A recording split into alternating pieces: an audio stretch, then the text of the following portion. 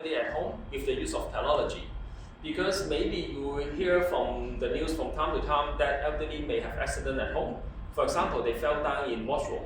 Usually, those accidents could be causing serious injuries or sometimes fatal. So we want to minimize the chance of accident from happening at home with the use of technology. We will look at those examples later on. The second objective of setting up this room is to let the students to understand the living habits of a single elderly, because this home is built based on a real size of a single elderly home in Hong Kong. So this is why this room is meant to build small, and that's why we have to separate the class into two groups. The third one is to enable researcher to try out the experiment, to try out their product in here before they launch to the real market, so that they can try out and then they can do experiment on it, and then they could find out their products before they launch to the market. So that this will minimize the chance of failure when they launch the product. So the major component of setting up this room consists of hardware and software. Hardware includes the IoT sensors and actuator. For software, we have the Home Assistant platform and the Video Analytics Subsystem platform. So we will go over in details, a little bit more details later on. There are a lot of technologies involved in this room. We make use of the IoT technologies. We have communication protocols. Because these IoTs, different companies make their own IoTs hardware. So maybe they will have different communication protocols. We also make use of the web technology, because the Home Assistant platform, you can access it through any devices that has a browser or even an app. So we use the web technologies. We use database for storing data. We use computer vision, AI, and data analytics for extract useful information from a sensor. So it means that in the future, in your research or assignment or your project that involve the use of any of these technology, you could consider making reservation in this room, because all the hardwares and software are set up in here. So it will give you quicker start for your assignment and project. So this is the system overview. First of all, this room has a lot of sensors. For example, thermometer, relative humidity sensor, water leakage sensor, camera. So if you look around this room, you will be able to see the cameras on the top. The sensors, we don't normally put it out because it may scare people. So we try to be low profile, and some of the sensors are hiding without much notice. Besides sensor, we also have actuators. Actuators are some electronics equipment that you can control. For example, the lights, you can turn it on and off. For air conditioner, you can also turn it on and off. For windows, you can open and close the windows. So these are the two major components of our systems. So we have sensor that keeps gathering data from the environment, and it sends to a centralized point. The centralized point is our Home Assistant platform. It could be any other, but for our room, we use a Home Assistant platform. So we have a number of sensors in this room. All these sensors send the measured data to our centralized place periodically. And then the Home Assistant platform will store it into the database. And then at the same time, you can use the Home Assistant platform to control different devices in this room. All this is done through the internet. And all you need is to have a device that has a browser at the moment, or you can use app. So in theory, you can use your laptop, your desktop, your tablet, or your mobile phone to get the sensor value and control certain electrical appliances in this room. All this is done through the internet. So it means that you are not necessary to be in this room in order to control and get the sensor value in this room. You could be in United States, you just need to open the browser, and then you can still turn on the air conditioner in this room or open the windows in this room, because this is done through the internet. So let's look at the first component of our system, which is the IoT sensor. Maybe you have some experience with it. You have heard of the terms IoT. IoT stands for Internet of Things. By definition, IoT sensors are devices that collects data. Hence, it is sensor. Sensor collects data. And then, furthermore, it sends the data back to a central repository through Internet. The central repository in here, we are talking about a computer, and then we have a program running in the computer that upon receiving the data, we will store it to a database so that you can do analysis on it later on.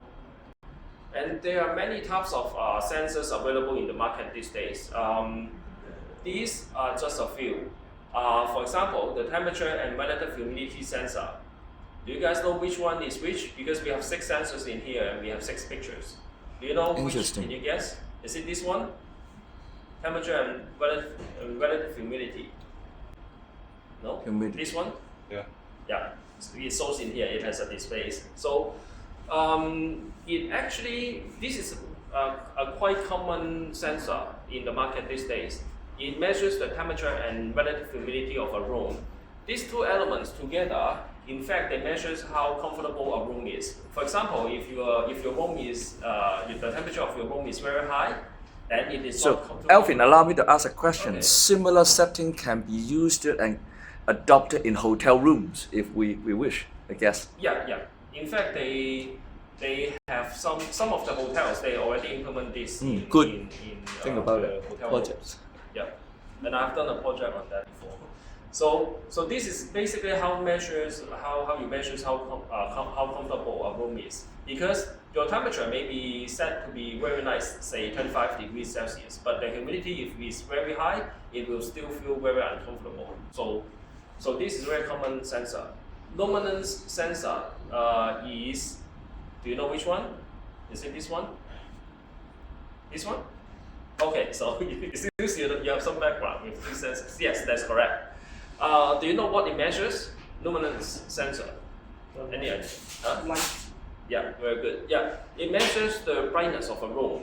An example of that is your mobile phone. You may have experienced that when you use your mobile phone outdoor in a very sunny day, the brightness of your phone will increase automatically because of this is because of the luminance sensor in your phone. Because it senses the environment is very bright, so your phone automatically increase the brightness so that you can still see the display. For motion sensor, again, do you know which one? This one? Yeah, leftmost. Leftmost? Yeah. This one? No. No. The one under temperature. Yes. That's right. You break my heart. Okay. No, just a joke. Okay, you do well. Okay, so a motion sensor, and I want to give you an example of that. Usually, imagine you have a light that needs to be on, but very often you don't want to turn on a light 24 hours per day because it's a waste of electricity. So this is a very simple but very common application. Is you tie a motion sensor with a light, so that the light is only turned on when someone moves in front of the motion sensor. So this simple application could save a lot of energy because the lights will only be turned on when someone is around, and it's very common. IAQ sensor. Do you know what IAQ stands for? Probably no. I don't know. You don't know? Okay. IAQ stands for indoor air quality. So Okay, indoor interesting. air quality is, do you know which one? So this is gone, this is gone, this is gone. Left hand side, the black color. Okay, no, it's this one. This one. Yeah. So it measures. Don't laugh. How dare you? No, Just a joke, you do well. So this IAQ sensor, of course, it measures the air quality of a room. In particular, it measures different air particles within a room. One example of that is it measures the concentration of carbon dioxide. So this is very useful in an office or maybe in a classroom as well, because humans will feel sleepy when they are exposed to a higher concentration of carbon dioxide. Not too high, but relatively high, then you feel sleepy. So imagine if this happens in an office, then the productivity of of your team will drop. So with this sensor, when we measure, if we detect that there's a high level of carbon dioxide in the room, then maybe we will just turn on the air conditioner, open the windows, or maybe take a short break so that the productivity could be restored. And also, Alvin, I sense in Hong Kong, many of the rooms in the city area are very polluted. So there's a tendency people, including the elderly, would try to close the doors all the time. But if they continue to do it and they want to save the money for not turning on the aircon, that might affect their health. I guess I just sense such kind of IOQ sensor have a chance to allow the elderly or the service provider who monitor the home of such elderlies to maintain a balanced, the quality of the air. Yeah. Carbon dioxide is only one of the air okay. particles. They also have measures like PM 2.5, which is not very good. So if we detect there's a high concentration of those air particles, maybe the air filter, the air freshener will be turned on to control the air quality. So the next sensor is water leakage sensor. So we only have two sensors left and right. Do you know which one?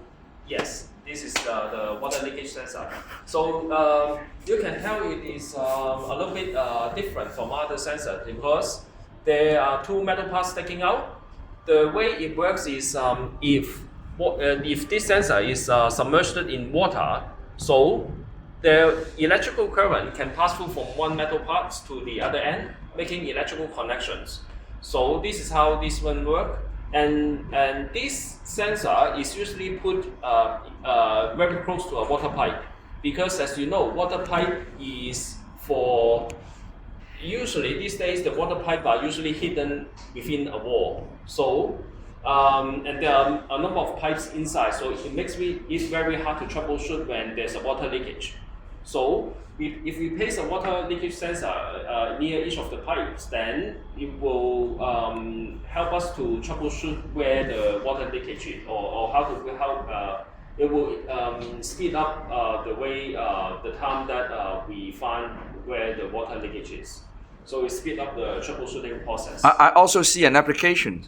I have a second home in China, and one haunting us would be whether in the middle of a week, and for some nearby maintenance work by the government, the water pressure will break the pipe, and so I would have a leakage not only affecting my home.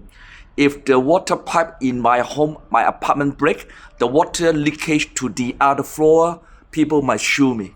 So that could be a very good usage. Yeah. In fact, there are other kinds of water leakage sensor. This is measuring a small place, but there's also a water leakage sensor that is stripe. So it measures. It's usually put on the floor so that if there's a water. That could be very useful. Yeah. So it's also very common in the industry. So lastly, inclination sensor is this one. It measures the orientation of an object. For example, imagine if you have a box in here that you don't want anyone to move, or you want to make sure it lies horizontally, then you stick this sensor together with the box, so that if somehow the box has fell down or has been tilted, then this sensor will be able to signal the system saying, okay, the box has been moved or dropped. So these are those applications. So I have mentioned about 6 sensors, right? Alvin, for elderly home, what kind of inclination application we can imagine? Maybe the wheelchair or a chair. Like if you stick on top, then if something fall down, then we know. Okay. Yeah. So these are the general. We didn't implement the inclination sensor. Yet. But students can think about inclination implementation in your projects. Yeah. Think about it. Yeah. Usually, It also depends because when there is shipping, if you want to ship some delegated goods from one place to another, sometimes you don't want to the box or the container fail, then you put an inclination sensor. But those are there's other types. This is electrical. There are some others mechanical. You can't say sensor, but that also measures the inclination. So in short, I've just mentioned only a few types of sensors that are available in the market. There are many more. For example, this one is a smoke detector. It detects smoke. It's very common in some of the houses in, say, in Europe or in North America. I'm not going to try it because it would be very noisy. So anyway, a lot of sensors. So back to our point, why do we talk about sensors? So because sensors allow you to automatically collect a lot of data easily. Now let's assume we have a sensor. You can think of it as a thermometer, and which sensor one data every minute. So it is just a simple math. So in 1 minute you get one data. In 1 hour you get 60 data temperature reading. In 1 day you get 1,440 data. Over a month you will get over 40,000 data.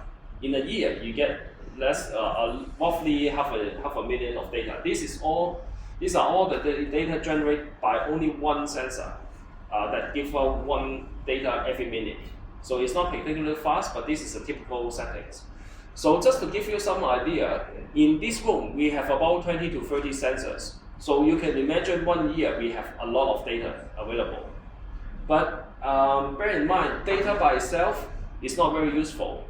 For example, if I tell you, okay, usually data is a record. It consists of timestamps and, say, for the case of thermometer, you will have a temperature reading. So one data could be the temperature for today at, say, 9 p.m. is 25 degrees Celsius. You get millions of these data. It's not very useful. They have very little value. So to make it more valuable or useful for your applications, you need to do analysis on those data. For example, if you do analysis on a thermometer, for example, because you have a timestamps and a record, if the timestamps from the timestamps today is Sunday, and then the temperature of this room reported by this sensor today at 9 p.m. is, say, 15 degrees Celsius. Then you start to think further about this data. You will say, okay, it is Sunday, so nobody is supposed to be in this room. However, you also notice the temperature of this room is at 15 degrees Celsius. So you start to think, okay, maybe something is wrong. You start to suspect maybe the air conditioner in this room is on. So maybe the person who left this room yesterday forgot to turn off the air conditioner. So you send someone here and check out the air conditioner. So this makes with the analysis of the data, you get more valuable outcome because you may think, oh, the air conditioner is on, then you turn it on, which saves you some money for not wasting energy. So data itself is not, you can easily get a lot of data with sensors, but you need to analyze it in order to make it useful. And also I'd like to make some comment. There are millions of, not millions, hundreds of sensors in a typical application in a room or in the company. But very often you don't transmit all data. Think about if the temperature is always 28 for the last 2 hours. Does it make sense you send out for every minute such data? So sometimes you would send differential data only when the time it changes. Okay, and also all data can be compressed. So in the longer future, I guess the student need to think about on behalf of the other mechanism, like the cloud capacity, like the money you're going to subscribe. You wouldn't try to, like I said, continuously 28 degrees for the 2 hours, and every 5 seconds you send out one signal. It doesn't make sense. So your algorithm can depending on which component you need to spend more money, whether the CPU calculation or the traffic or the storage, then you have a lot of things to do. All right?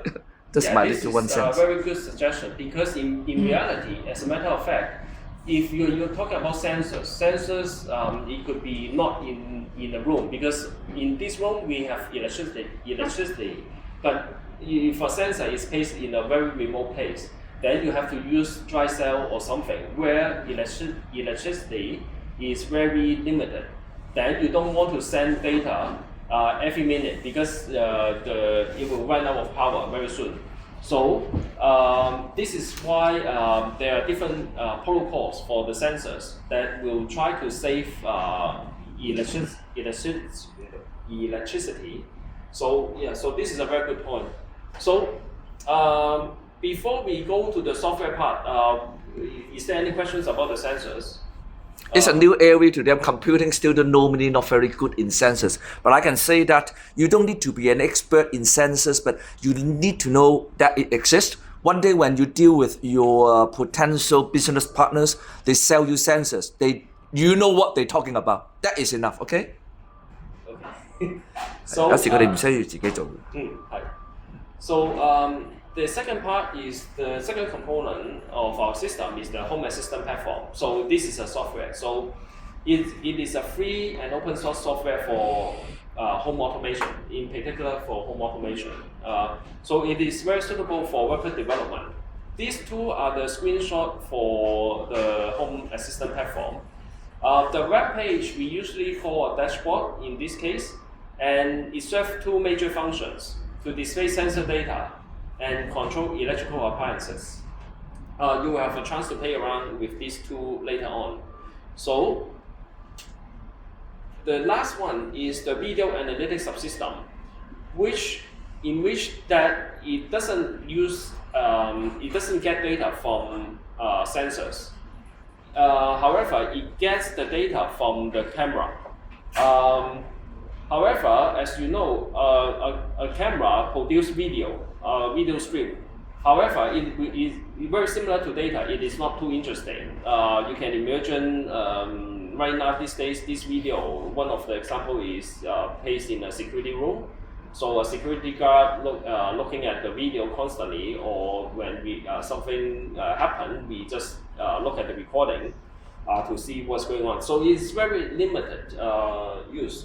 So we make use of the camera video. However, we run computer vision and artificial intelligence algorithm on top to do analysis on those videos. So it makes it more interesting. So in this one, we have implemented 4 features. The fall detection, the fever detection, the facial recognition, and object detection. We will go over this one briefly. If you look at this image, so we have a video, but we have the AI algorithm running on top to detect a fall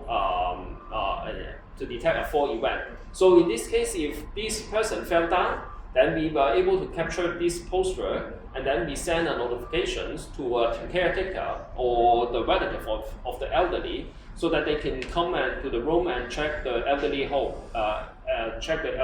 out to see if he or she is injured.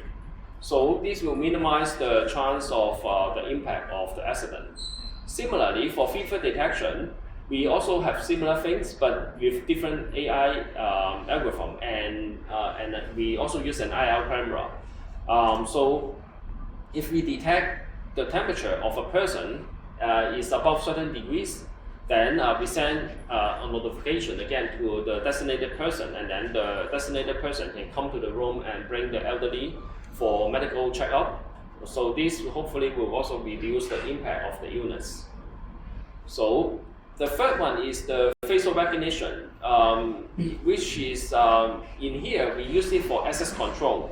So the idea is, suppose he is the owner of this room, so he doesn't need to bring a key because there's one camera installed outside this room. So if we detect the owner of the room, then the door will automatically unlock and he can get to the room.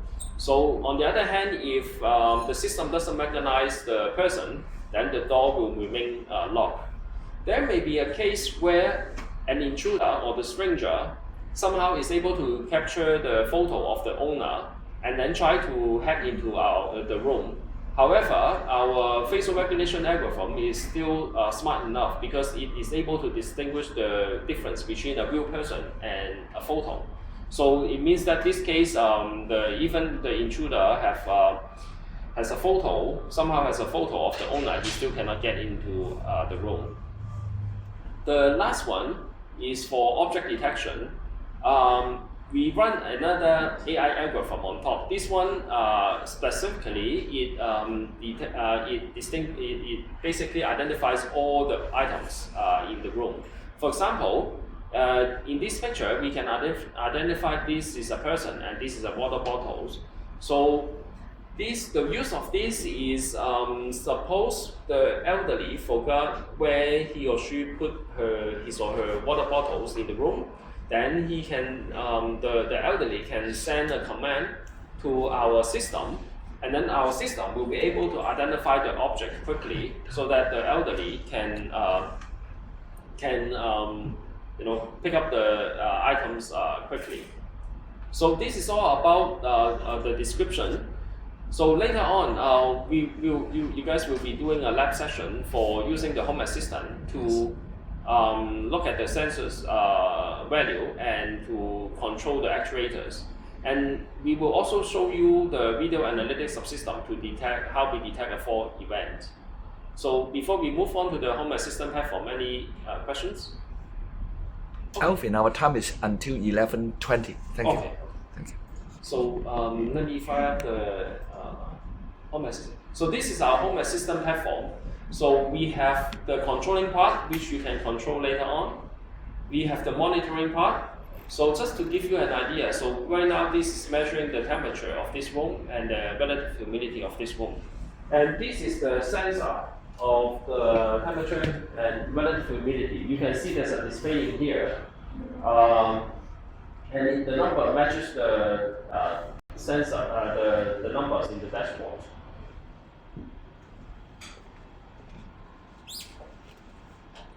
So we also can control the electrical appliances. For example, if you look at the lights at the top, if I turn it on, then these lights will be on.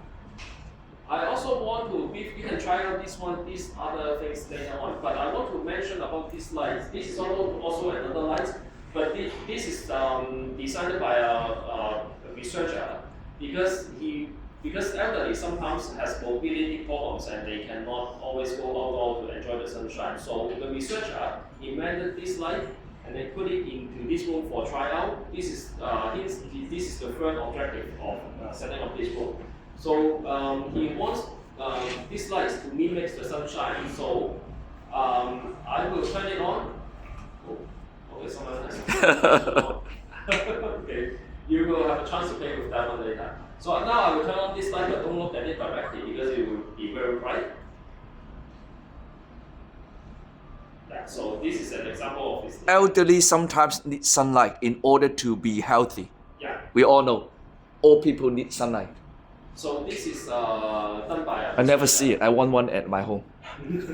I will save money. Yeah. Doctor can give you the contact of the researcher. So besides controlling through a dashboard, I will go through quick. Another one is you can also use voice control. If you see a blue label in this room, it means that the device is okay. Okay. Come. So Okay. I can do a voice control over this one. For example, I can say, "喂Siri, 開櫥櫃." Smart Lock 冇回應。 Okay. 喂 Siri, 開櫥櫃.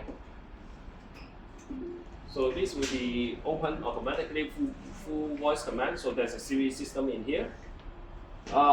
Before I close this cabinet, I want to show you. Remember, there are a lot of electronics inside. So usually these applications require hardware and software that works together. So it's not a pure software. You can hire someone to do the electronics and then you can do the software. But in theory, hardware and software must work together.喂 Siri.喂 Siri. Yes, sir. 刪櫥櫃. 冇任何一個配件支援呢個功能。 Sorry. 喂 Siri. 刪櫥櫃. Okay. So I think that's all about my presentation. So you will have some time to play around with the dashboard. Some of you could try the other stuff in here.